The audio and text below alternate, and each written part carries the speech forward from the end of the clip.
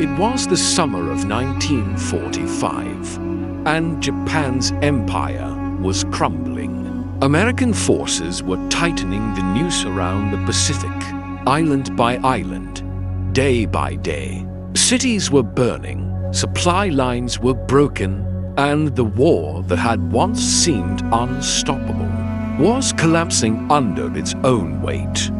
But far from the battlefront, deep in the steaming jungles of the Philippines, a different war was unfolding.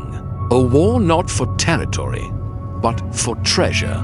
Treasure so vast, it could have rebuilt an empire from ashes, or bought the loyalty of nations for decades.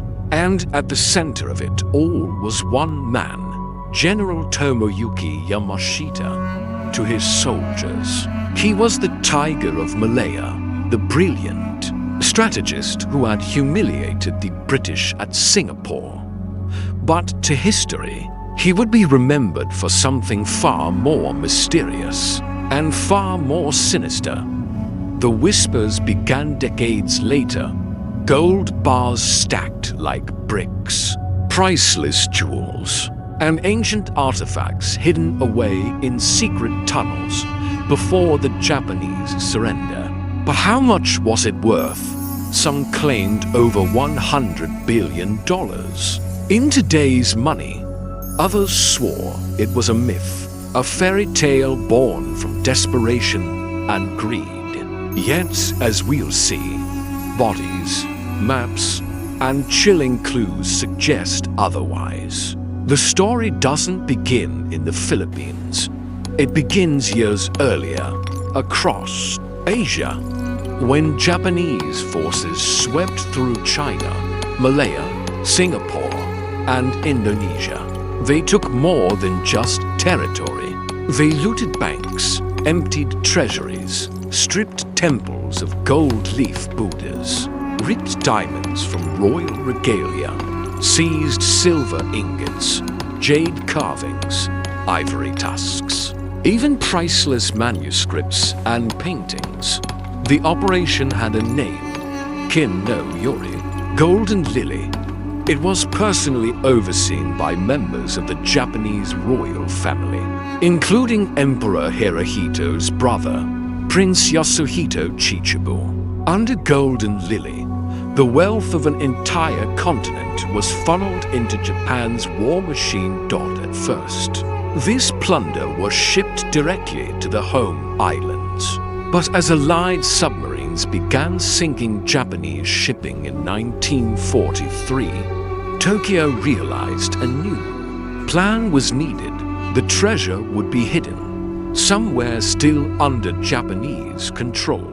But away from American bombers, the Philippines, with its thousands of caves, mountains, and jungles, was perfect. By 1944, Yamashita was ordered to both defend the islands and bury the treasure so well that no enemy could ever reclaim it.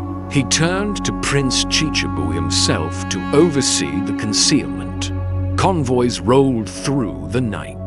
Guarded trucks carrying crates so heavy they needed cranes to lift.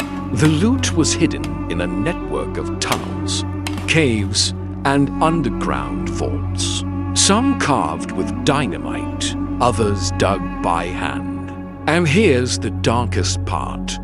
The laborers were prisoners of war and local Filipinos, forced to work under brutal conditions. When a vault was sealed, so were the workers, buried alive alongside the gold to ensure silence forever. Some caches were said to be booby-trapped with explosives, poison gas, and flood tunnels ready to drown any intruder.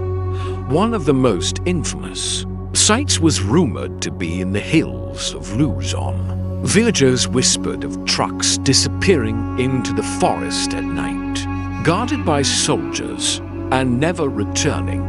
Then, in February 1945, the Americans landed on Luzon. The liberation of the Philippines had begun. Yamashita retreated into the mountains, leaving behind not just the treasure, but a deadly puzzle that would haunt treasure hunters for generations. Japan surrendered in September 1945. Yamashita was captured, tried for war crimes, and executed. By hanging in February 1946, he never spoke publicly about the treasure.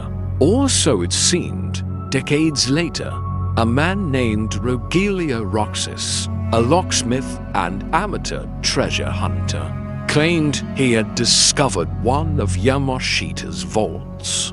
He described finding a hidden chamber filled with crates of gold bars and, at its center, a golden Buddha weighing more than a ton. The head of the Buddha, he said, was hollow, and inside, hundreds of uncut diamonds. But before Roxas could move the treasure, the government struck. He was arrested, beaten, and the vault was emptied. Roxas accused none other than Ferdinand and Marcos, the powerful dictator of the Philippines, of stealing it. Incredibly, years later, a U.S. court sided with Roxas, declaring his story credible and awarding damages. But the treasure, it had vanished. Without a trace, was Marcos the only one? Some believe American intelligence agents also located parts of the hoard.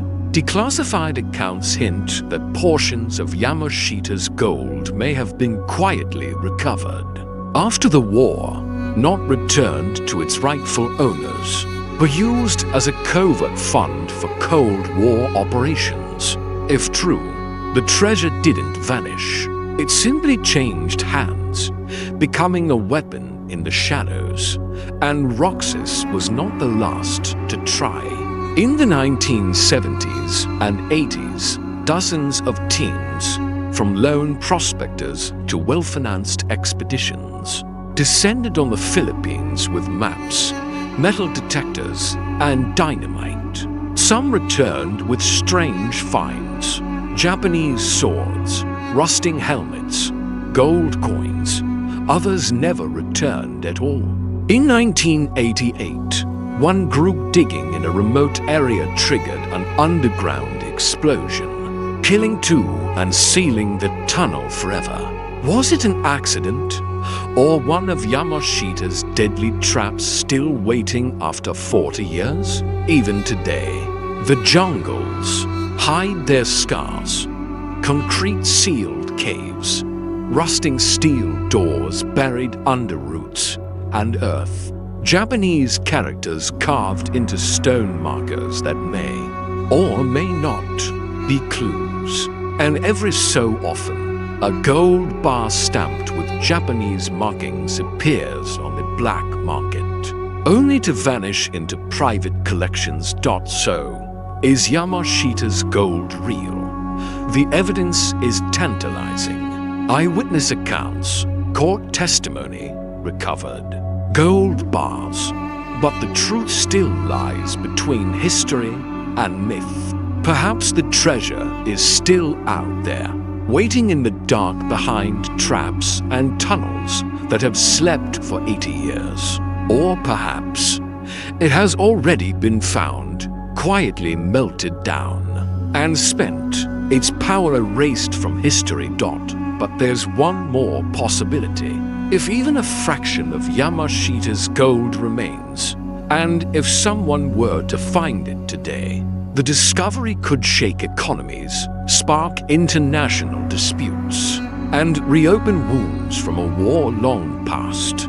Because war leaves many kinds of ghosts. Some haunt battlefields, and some lie in the ground, silent and glittering, daring us to dig and to ask ourselves, if we found it, would we be any different from those who hid it?